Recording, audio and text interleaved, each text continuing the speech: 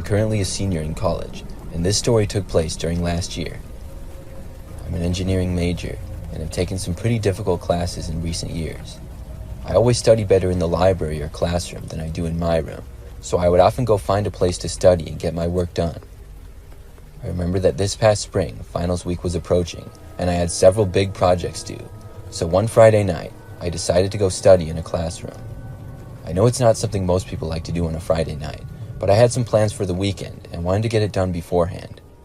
I went to the engineering hall at about 9 p.m., and when I arrived, it was locked. When this happened, I could call a security guard, and they would unlock the doors for students if you showed them your ID. Then you could use the building to study. I did this, and when the door was unlocked for me, I entered and saw that nobody else was in there. It was strange being in there with all the lights out at night, and I went down one of the first hallways where there were some classrooms, and I entered the first one, which I happened to have a class in, and I turned on the light. Then, I found a desk, sat down, and began working. I got really focused and was getting a lot done. Maybe about an hour passed when I heard footsteps come out of nowhere. I looked up to see the classroom door open and a guy walk in. The man was wearing a red sweatshirt, jeans, and a baseball cap. He stood in the doorway and asked me if I minded if he studied in there as well. I was sort of annoyed by this, because there were plenty of other classrooms he could go to, and nobody else was here. I didn't even know who this guy was. I told him sure though, because I didn't want to seem like a jerk. He had a backpack, and set it down at the first desk in the front of the room. Then he sat down at the desk. I went back to work at my desk, which was more towards the back of the room. I sat at that one, because that was where my seat was in class, and I was just more comfortable there. After several minutes, I glanced up at the guy, and I noticed something strange. His backpack was still on the ground next to his desk, and he hadn't taken anything out of it. He was just sitting there in his desk, staring straight forward, it seemed. He wasn't even on his phone. I went back to work, and over time, looked over to him a few more times, and nothing changed. The guy was just making me uncomfortable, and I was losing my focus. Plus, it was getting late, almost 11 p.m., so I decided I would pack it up and leave. I closed my laptop and put it in my backpack, along with my book. I then got up and walked to the door. As I passed by the other guy in the room, I saw that he was still just sitting there, and I could feel his eyes watching me as I left. I walked down the hall and out to the main entrance of the building. That's when I heard footsteps coming down the hallway. I just knew it was the guy, and he was leaving now. Nobody else had been in there. I was getting suspicious of him, and I picked up my pace in walking. I left the building and went out to my car in the parking lot. When I got outside, I noticed there was just one other car in the parking lot, and sure enough, I saw the guy come out the doors and was headed for the car. I drove off to go back to my apartment. It was only about a 5-minute drive, and I lived just a few blocks outside of campus. I drove there with the guy tailing me in his car. I parked in my parking space and got out to go inside. I noticed that the car the guy was in parked a few spaces away from mine, but the guy stayed inside the car. This made me feel a little better for some reason, although I still didn't know what he was doing. But I went inside my apartment and then went up to my window to watch. I knew the guy didn't live here because there were only 8 units, and I had seen everyone else who lived there over the course of the year. Plus, I had never seen his car before. The guy stayed sitting in his car with the lights on for quite some time. So long that even when I was in bed about to fall asleep, I looked out and saw that he was still there. By then, it had to be about 2 a.m. Eventually, I fell asleep. The next morning, I woke up, and when I looked out the window, the guy was not there anymore, thankfully. I went outside, and when I did, I noticed on the outside of my front door, near where the lock was, as well as on the side of the door near where it opened, there were noticeable scratches and small dents that hadn't been there before. I think that guy had tried to break into my apartment during the night while I was asleep. I always wondered who he was and why he did this. This happened last year. It was a really nice spring day, and I went for a walk in the park after work, which was a routine I did almost daily.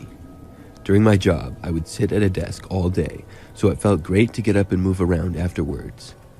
I have an apartment on the edge of the city, and the park is just a couple of blocks away. On this one particular day, with it being so nice out, I walked a little bit farther than usual and walked in a couple of city streets.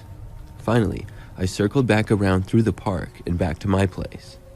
There were quite a few other people out walking and such. I was probably out for about an hour or so total.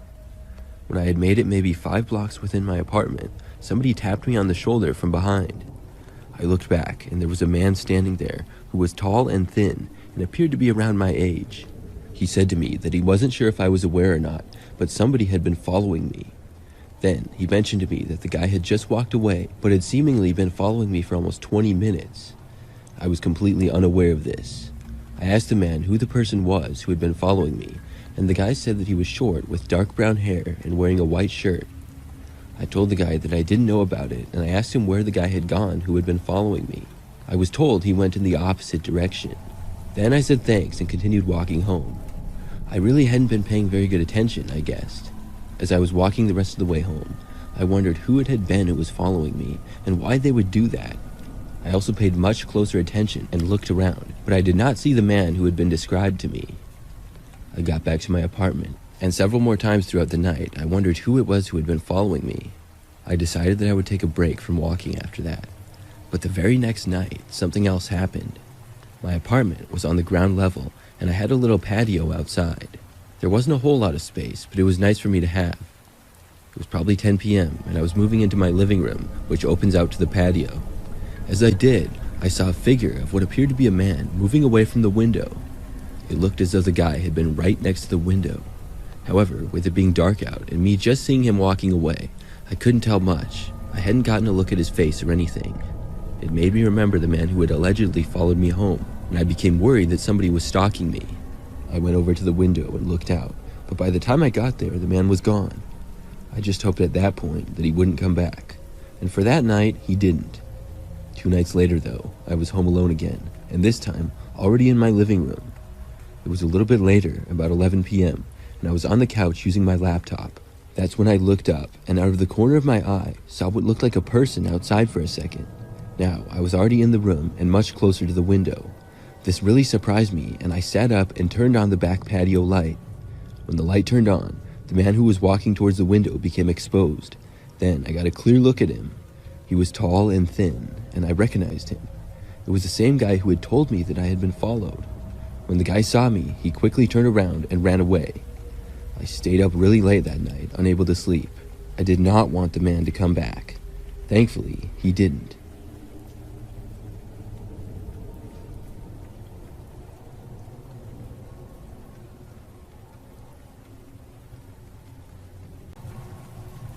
My name is Jamie. A few years ago, several strange things started happening. It all began around Facebook.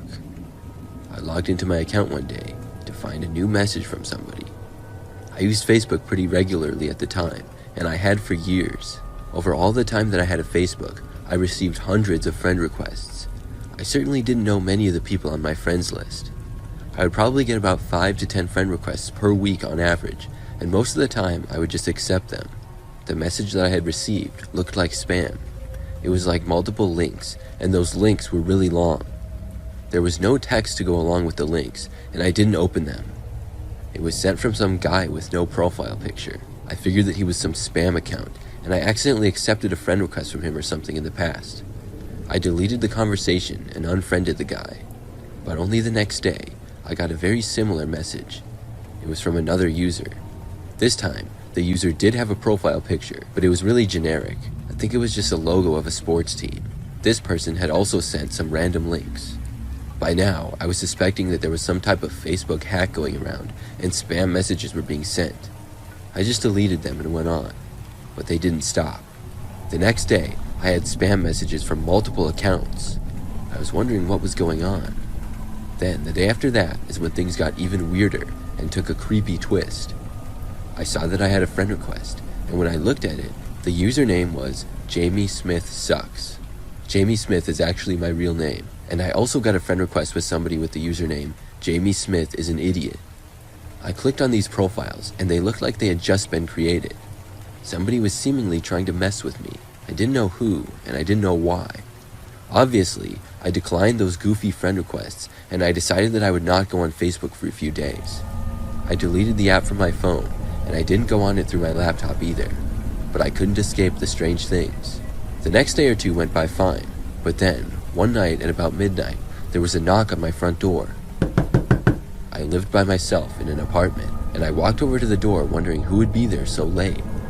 No one was there when I looked. The next day, this happened again. A knocking at my door, but nobody was there when I looked outside. The day after that, I left my place to find that there was a picture on the floor right in front of my door. The picture was my Facebook profile pic, and it appeared as though somebody had just printed it off on a piece of paper. This was really starting to concern me, but I had no idea what could be done about it. The last straw was the next day. It was 11 o'clock at night, and I was home in my apartment. There was once again another knocking at my front door. Immediately following the knock, I heard that the knob to the door was turned. Luckily, the door was in fact locked. I walked over and looked out. No one was there again. I opened up the door, and on the ground was at least 100 pieces of paper with my profile picture printed on them. They were all stacked in a pile. I took them all and went to the police the next day. I told them everything and made a report. Beyond that, there wasn't much that I could do. But surprisingly, after I went to the police, everything just stopped. There was no more knocks at my door, no more things left outside, and no more weird Facebook messages or friend requests. I still don't know who did that to me though. This happened many years ago in 2013. I used Facebook quite a bit back then, but I don't really use it at all anymore. On a daily basis, I would use the Facebook app on my phone and had the Messenger app as well. I talked to several of my friends that way, and when this happened, I was about 19 years old. I had probably upwards of 500 friends on there, which is a lot of people, but I've seen accounts with thousands. Anyways, I got a friend request from a girl named Veronica. I saw that we had about 5 mutual friends, and based on her picture, she looked nice. I looked at her profile page, but there wasn't much there. Just her age, which was also 19, and she had 2 pictures, and I saw that she had about 200 friends. After skimming over her page, I didn't actually know who she was, but I accepted the friend request. Our mutual friends were some people who I had gone to high school with, but didn't really know all that well as one other person who I didn't go to high school with, but lived in the general area.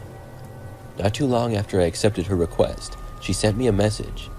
I went to the Messenger app and I started talking with her. She was really cool and we hit it off. We talked for probably about a week before we wanted to meet up. I knew that she lived in the area, but I didn't know exactly where. Veronica suggested that we meet at a local mall, and there was a really popular shopping center about 10 minutes from my house. We decided to meet that Saturday at 11 a.m. In the meantime, we kept talking quite a bit just like usual. When it was Saturday, I drove to the mall and went inside. It was pretty busy with it being a weekend. I had let Veronica know when I was leaving, and I think she left at around the same time as me. When I got inside, I messaged her that I was there, but that's when she stopped replying to me initially. At first, she told me that she was inside the mall and would look for me, but after that, I told her where I was and she didn't go there. I was standing in the food court for like 10 minutes and didn't see any sign of her. I reached out to her again, but did not get a response. I did see that she had seen my message though. When she didn't show up for another 5 minutes, I decided to walk around the mall looking for her. I figured that maybe the signal on her phone was bad or something, or maybe she had put her phone in her pocket with our conversation still open. I was just telling myself things like that, but I started to get a bad feeling. The mall was pretty big. It wasn't like the Mall of America or anything, but it was a decent size, and it did have 2 levels. There were also a lot of people there, so it would be tough, but not impossible to find someone. At one point though, when I was looking around, I did see this one guy who kind of looked like he was staring at me from afar. When I walked all around the mall, I saw the guy again, but he was walking a ways back behind me. I walked around for maybe 20 minutes. I really wanted to meet Veronica, but the more I walked around, the more I felt like she wasn't actually there. Then, finally, I felt my phone vibrate. I looked, and Veronica had sent me a message. She said, "Come to the entrance by the food court." That was the first area that I had been, and I had told her when I was there. I walked back over to it, which took me about 2 or 3 minutes. When I got back there, I looked around. It was still crowded, but I didn't see Veronica. I was a good ways away from the entrance doors, and I started to walk over to them. But that's when I noticed that the same guy that I had seen multiple times before was right there. He was standing right by the entrance and kind of looking around. Then, when he made eye contact with me for a brief moment, he walked behind one of the doors. I started to get suspicious, and I decided that I was just going to leave, but I was going to leave in a different door than that one. I began walking in the opposite direction. When I did, I noticed the guy then start to walk through the food court towards me. I picked up the pace and turned a corner to another hallway. I walked quickly and did make it to the exit. I didn't see the man behind me when I made it there. After that, I walked around the mall on the outside until I made it to the parking lot that I had parked in. Then I drove home.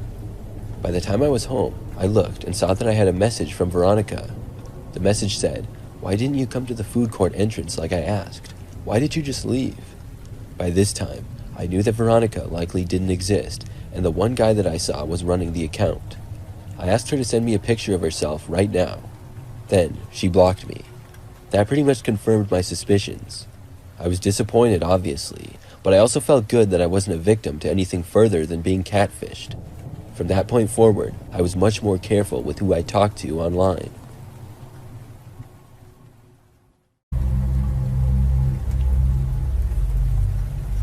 I live by myself in a one-story house that I own. Last year, it was during the summertime, and I was sleeping with the window open a crack to let more cool air in.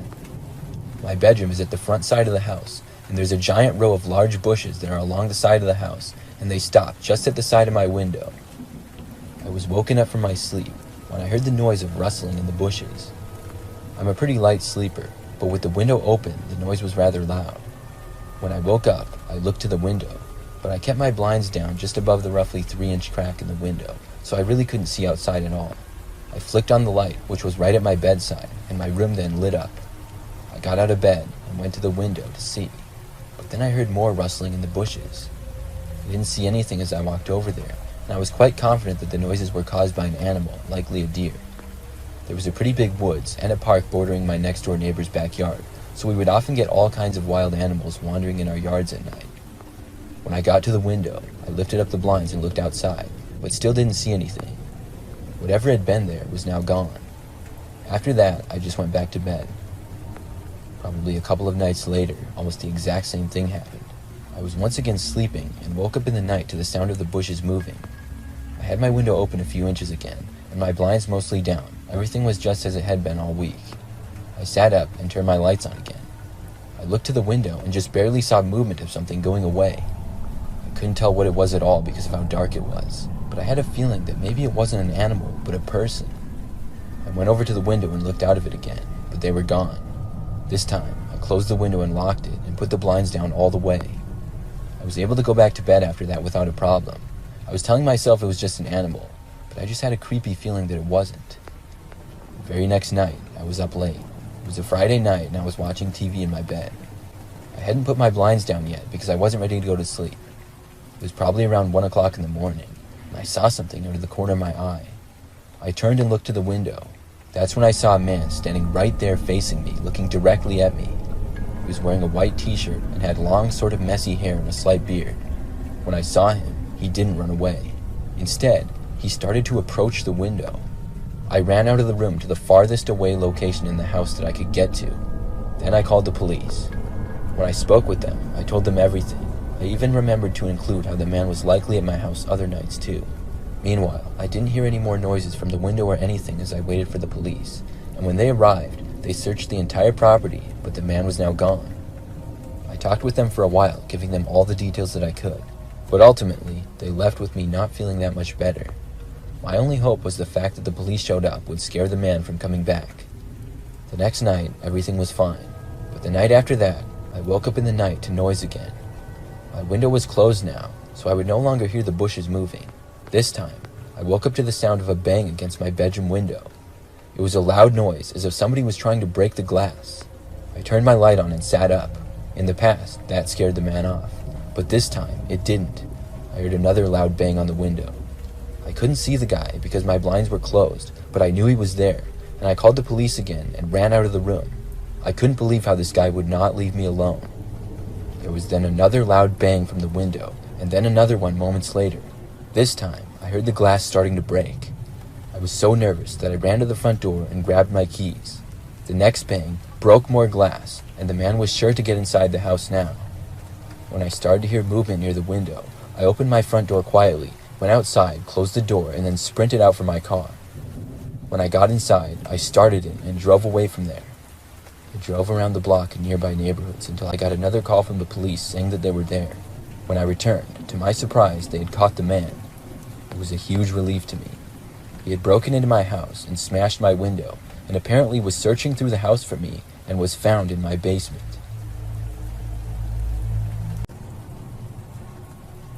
My name is Bree. When I went to high school, during my senior year, early on in the first semester, I remember noticing this one new kid in our school. I would call him Dave for this story. I had never seen him at our school before, and I had a history class with him. For the most part, that's all I knew of him. Beyond that, I didn't really notice him much at all. The next semester, I didn't have any classes with Dave. It was pretty early on in that second semester that one of my friends told me something shortly after I had gotten to school one day. She told me that Dave had been posting some really weird and borderline creepy Snapchat stories of me. Nobody in my friend group was friends with Dave on Snapchat, but apparently my friend had heard from a mutual friend about it. Somebody who was friends with Dave on Snapchat had seen his stories and found them really odd. When I asked for examples, I was told that he had occasionally taken photos of me in class or in the hallway without my knowledge. Other times, he would post random pictures and mention me for whatever reason. To me, this did seem pretty strange, and I felt like I should tell Dave to stop. But I knew this might be really awkward to do, or he might deny it altogether. I thought about it for a little while, but I never really saw Dave anymore anyways. I didn't have any classes with him anymore. Plus, I never saw him in the hallways in between classes either. Our school was pretty big, with about 2,000 students total. Over time, I just kind of ignored it. I figured that maybe he was a bit of a creep, or maybe he had a crush on me, but if he didn't see me anymore, he would get over it. Roughly 2 weeks after finding out about this, I was told once again by a friend that Dave had posted a weird story about me. My friend had actually befriended Dave on Snapchat to see his stories. He posted a picture of my car in the student parking lot, saying the caption, "My favorite girl's car." Obviously, I found this really weird, and I knew that I needed to ask Dave to stop. Unfortunately, I could never seem to find Dave in the hallways, and I didn't want to go out looking for him.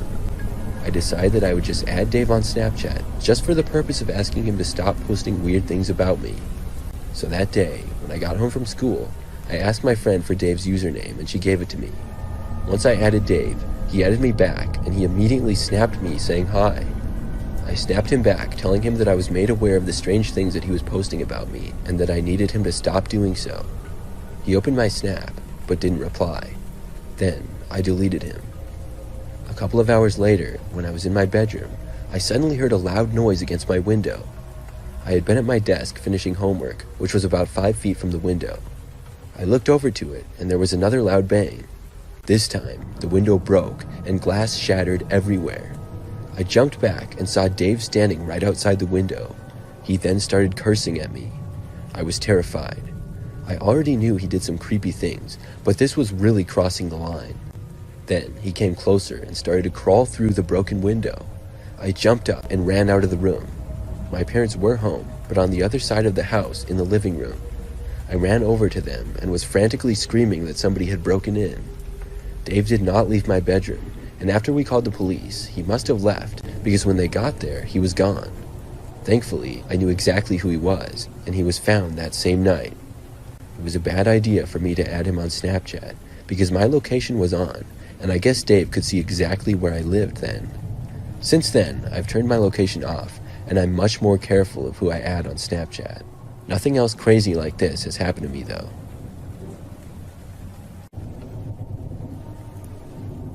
This story happened back when I was in college. Like many college guys, I used Snapchat quite a bit. I had probably over 1,000 Snapchat friends and would communicate with most of my friends through the app. I got to know a lot of my classmates better through snapping them or having snap streaks. Anyways, to get to the story, it all started one night when I was studying in my bedroom. I lived in a house with 2 roommates who were some good friends that I had made my freshman year. I had my own bedroom upstairs in the house, and so did each of my roommates. When I study, I tend to get distracted by my phone quite a bit, and when I looked at it on my desk, I saw somebody had added me on Snapchat. It was a girl named Kaylee.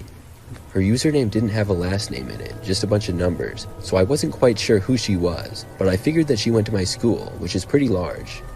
I added her back, and I snapped her a picture of my face saying hi. She snapped me back, and she appeared to be around my age. We snapped back and forth for the rest of the night, and she told me that she also went to my university. The next night, I found myself home alone and bored. Both of my roommates went to their intramural sports games, and I had stayed home with an assignment, but I finished much earlier than I thought I would. I was still snapping Kaylee, and I told her about my situation. That's when she asked if I wanted her to come over. I really hadn't expected that, and I would have expected her to want to meet in a public place, or at least snap a few days before meeting, but I was cool with it. Kaylee asked me for my address, and I gave it to her. Both me and her were both on the snap map, and it appeared that she lived on the other side of campus. Kaylee snapped me that she was leaving and would be at my place shortly. I went down and attempted to clean up the house a little bit. About 15 minutes later, there was a knock at the front door. I walked downstairs, expecting to see Kaylee, but instead saw some guy. There was a guy with a jacket and winter hat standing at the front door. I was really confused. I opened up the door crack and asked what the guy wanted. He told me that he was Kaylee's friend and had given her a ride to my house. He told me that Kaylee was in the car down the street, but he wanted to make sure it was safe and I wasn't some crazy person. He told me that he was just trying to look out for her and asked if he could come inside and look around. I was really weirded out by this.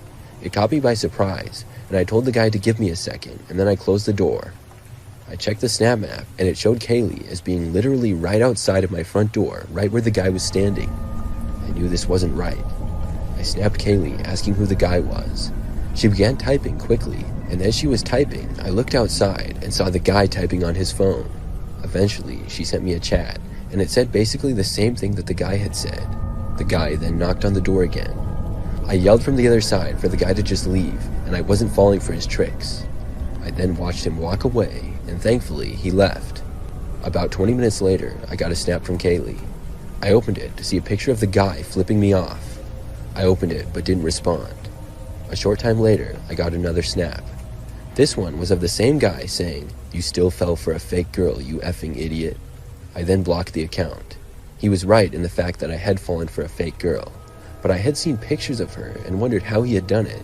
After some research though, I learned that the guy probably got some type of app that allows you to send pictures of snaps of whatever you want without it appearing as an uploaded photo. It's complicated, but not too hard to figure out. All the guy needed was multiple selfies of the same girl. I had noticed that her selfie style was a little different, but I looked past it. This whole thing was kind of embarrassing for me, but I'm just happy to say that I'm okay.